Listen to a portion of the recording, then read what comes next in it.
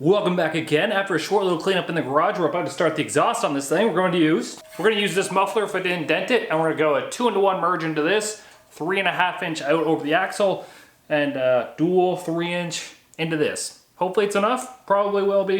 We're about to find out. Inlet. Let's get started. You know, I haven't trimmed the end of it, but you know, something like this.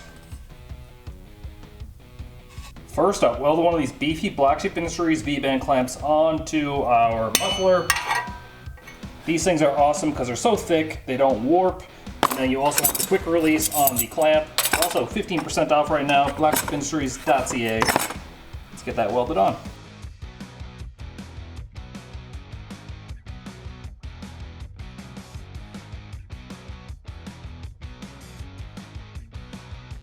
Muffler is mounted up in there. I mounted it like extra secure. Hard to see even with the camera under there, so imagine I have to build a whole exhaust system under there now. A lift would be so nice. We're gonna build from the muffler forward in 3.5 till this point right here, and we're going to cut our merge right here because it's actually a dual 3 to 4 inch. We need a 3.5, so we're just gonna cut it right here, and we're gonna work from the muffler forward.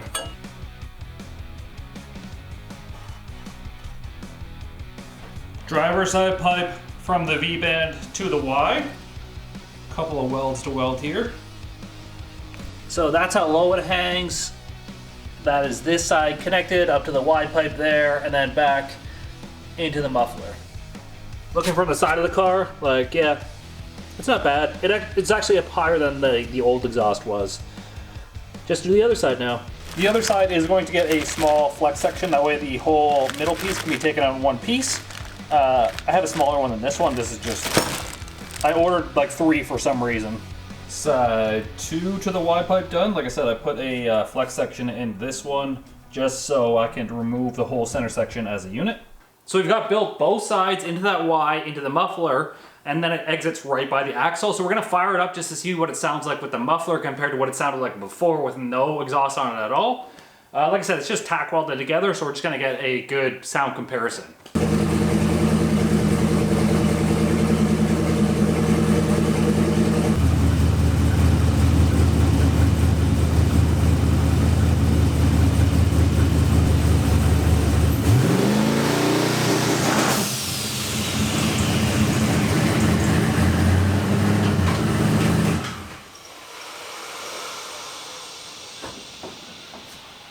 Sound a little bit weird at the end there. The exhaust didn't fall off when I did the trans brake test, obviously. That new converter, it took a little tiny bit to get up to 3700, but like only 3 seconds maybe. That was way better.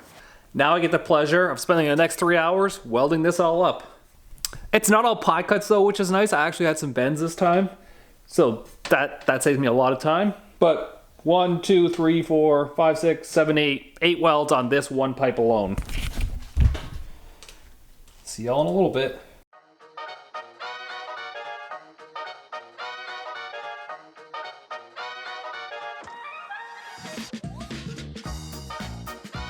Two hours of welding later, this is basically what it looks like. I do have to weld up these 2 pipes right here, but we have to put it in the car, get it situated, tack weld those in place, pull it off, weld it, put it back up in place. The joys of fabricating, baby.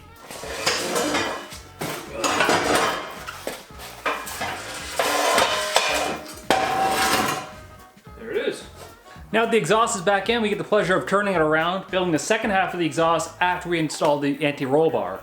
It's an anti-roll bar, not a sway bar. And there's no cooling fans in this, we have limited time to switch around. There is cooling fans, they're just not hooked up, sorry.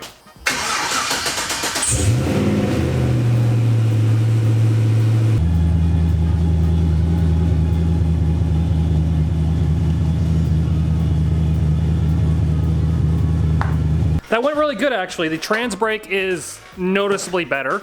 I think the converter is a little bit looser, so it's not as tight when you get it on the trans brake, so the bump box isn't actually bumping. So you need to reduce the duty cycle on the bump box. It flashes up like way faster into boost. So before you'd have to like drive through the converter with the NA power and then get into boost. Now it flashes up where the engine wants to make boost, and I think it's like more responsive, if that makes sense. So here's our anti-roll bar. The only issue I have is that our surge tank is on this side over here, and the length of this arm, it just touches it. So what I think I'm gonna do is I'm gonna make a new set of holes, probably like 1.25 inches back from these ones, cut this off, and that's gonna give me enough room that we need. It's not going to be as effective, I don't think, just because there's not enough leverage on the arms, but there's going to be some anti-roll bar in it instead of none. Fortunately, I do have some Heim joints here from whatever project that I didn't use them on, and we can do whatever we want basically now, because these were limited to an exact length, whereas if we use this style, we can just put a pipe on that and make them whatever length we want. There's our new set of holes. We just gotta round off the end now and cut that piece off. Cut a nice little round end like that, even though I'm not really good at cutting stuff like that. So there's a sway bar up by our surge tank right there. You can see when it goes this way, oh, it's really tight actually. Just those bushings. Those lines have to move obviously, but yeah, it clears the tank there, so I think we're going to be okay. It's funny because Geenas' car is not allowed to go any faster, but we're still adding all these things to it as if we're allowed to go faster. Maybe one day she'll put a cage in it and go faster, and that's kind of what we're building for, I guess. But as of right now, we're putting all this stuff in it just to be more consistent, I guess. What's wrong? I can't even get my face to like see what I need to weld is the problem. Oh shit. Is there any side cutters around somewhere? My neck is killing me now. You need our neck rub later? Yeah. Funny thing about my neck. Located on my car. Well, that was a pain. I had to unhook the shocks and drop the diff, pull the springs out of it just to weld those tabs on. But I wanted to pull the springs out anyways because our ride height is just like this much too short. So what I'm going to do is I'm just going to build a little spacer to go on top of the spring perch right here out of this 1/4 inch aluminum, and just going to hole saw a big hole and then hole saw a smaller one, and it'll just like make a spacer. May as well while I'm in here. Oh my god, my hair is like, it's been dragging on the floor all day. It's currently like 7 p.m. and I've been out here since like 9 a.m. So definitely put in some work today. My nose is black, isn't it? Hot a mess. Stage 1 complete though. Spacers. Spacers. Okay, just before 11 o'clock. I've been out here since like 9 in the morning, so I don't know, that's a lot of hours. We got the up and over the axle done. So back of the muffler there, up and over the axle, comes out. And I didn't have enough pipe to go straight out, so we put this little tip that turns down, and you know what? It's gonna look all right. This is what it's gonna look like from the back. Don't even see an exhaust. So I think that's gonna look better, just with the tip pointing down, than it is going to look with just like one pipe coming straight out versus like not dual on a V8. So we'll see. Finally done. Holy. I'm gonna throw it on, next clip, show you how it sounds. Keep in mind the car revs a little bit high, 1200 RPM, and we're in the garage still.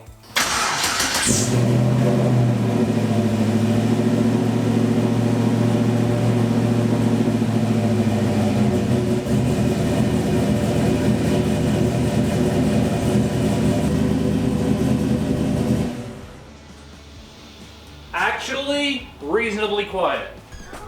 Oh, hello, Gina. Rear sway bar's done. Spring spacer's done. Exhaust is done. Can't bring in a package. Ooh. We just have to wire the fans in now. Did you hear it just then? No. It was quiet. I just got home. Here. So quiet.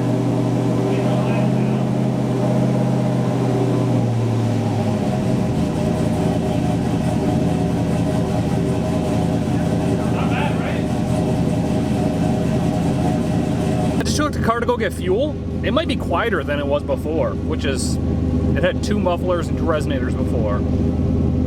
Not bad, not bad, I'll take it.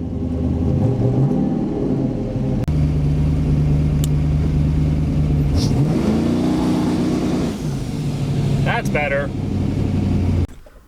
We in it. Hold on. My seat. What's the back like? Oh.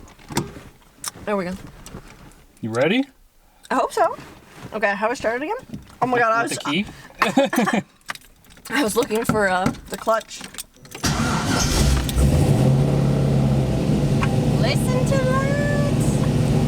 Sounds good. It's actually, I don't know if it's because we're in the garage, but it's actually not crazy loud in here. No, it's not, right? Like it was, before. I felt like it was louder, right? It was way louder. Like I basically had to wear headphones, not just for music, but for comfort because it was so fucking loud. So.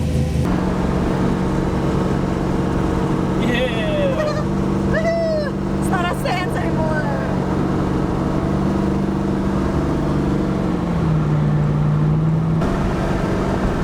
It looks like 100 kilometer an hour or 60 miles an hour is like 2,800 RPM. Ready? Yeah. Ready?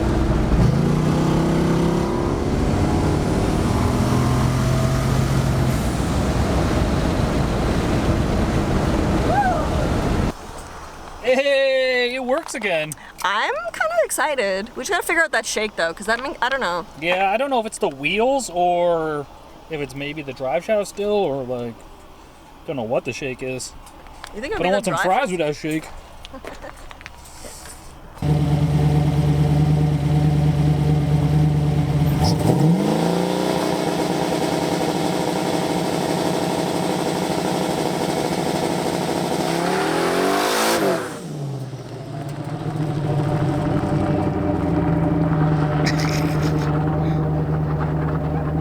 I think it's fun, I think a little bit, huh? but it gets up on the converter real quick. So fast. Yeah. Like, I'm surprised because normally it took way longer. And it sounds really good.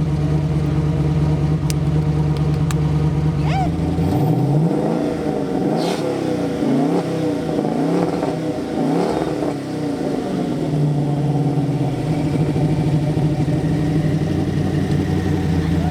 What's your temp at?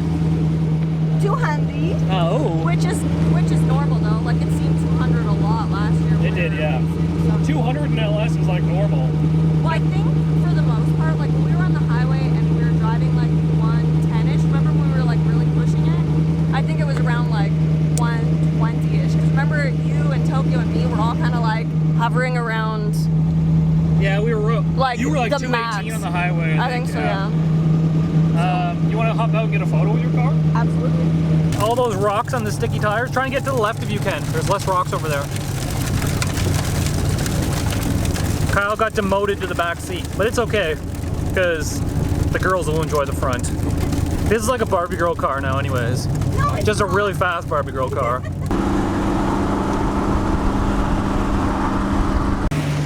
Now I gotta put mine in the garage. The work is not over yet.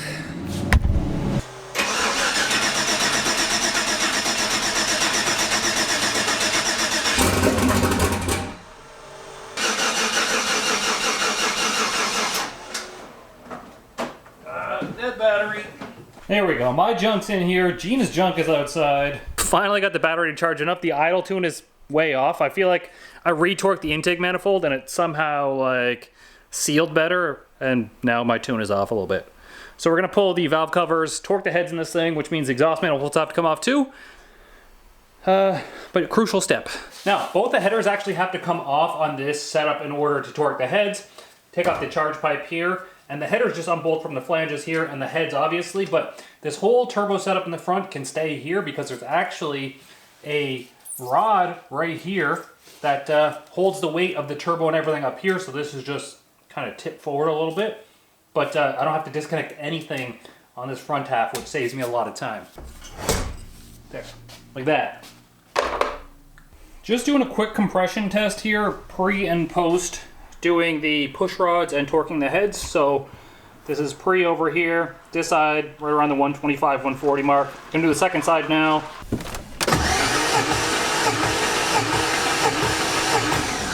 I'll do like 5 chuggas, whatever that means. And this one looks like it's right around the 140, 145-ish mark. All right, I've got 75 pounds on the wrench. Let's see how many of these were loose. Nope, not loose at 75. Interesting. All right, heads are torqued. I probably over-torqued them a little bit. They were all roughly 75. I bumped it up to like 85. That's probably a little bit too much for just like regular ARP head studs. If this doesn't work, the LS9 head gaskets are coming out. Those head studs are coming out, and we're gonna put some 625 head studs in there with some MLX gaskets before Miles of Mayhem, because I have a feeling I might have to take this on Miles of Mayhem. because this might not be done. Just winging it here. It's summertime, enjoy it, man. Also, just realized, gotta change my belts out because these ones are expired. The fact that belts expire every 2 years is so stupid. It's back together. We're gonna fire it up for a systems go check thing launch on T-minus 10 seconds, whatever that means.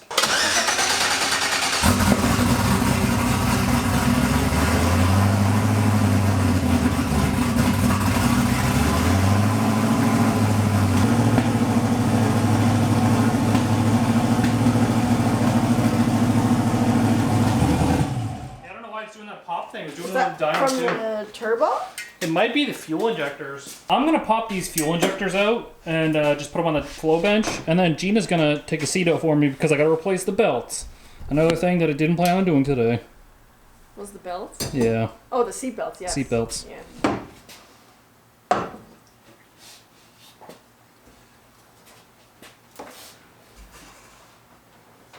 So that one needs to be changed. Doesn't look like it.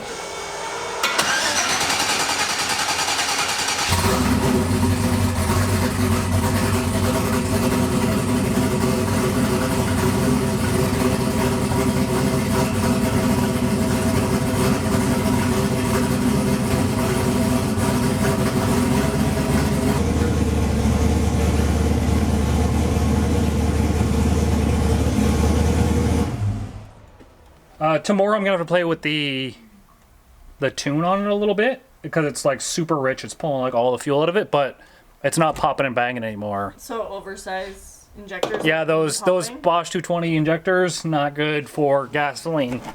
Well, that's the end of Thursday. We've been thrashing Wednesday, Thursday. You say so we, but it's mostly been you. Friday I have. Where did I put them? They're inside. Let me go grab them real quick. Okay. So these are the brackets we need to install in the rear. Essentially what this does is it takes the factory hole from here where the A-arm sits, the lower control arm sits here, and we'll be able to drop it down like this. So the more that you intersect your upper and lower control arms, the more anti-squat the car has, which allows the suspension to separate in the rear. The factory mounting points, you're only gonna get like a 125, 130, 60 foot. You're gonna need some sort of more anti-squat in it to 60 foot faster, so it's burning in here in my eyes. I literally was thinking the same thing. My eyeballs are burning from the extra fuel. Yeah, so this is gonna let us put more anti-squat in the car, so I gotta put these in tomorrow. In mine or yours? In mine. Yours has adjustable torque boxes, so I already moved your arms. Oh, I see. This doesn't have this, just has stock location stuff, so Gina's car has better suspension than my car. Gina's car has better suspension than this Fox body. So we'll do that tomorrow. There's something else I gotta do. We gotta change the belts.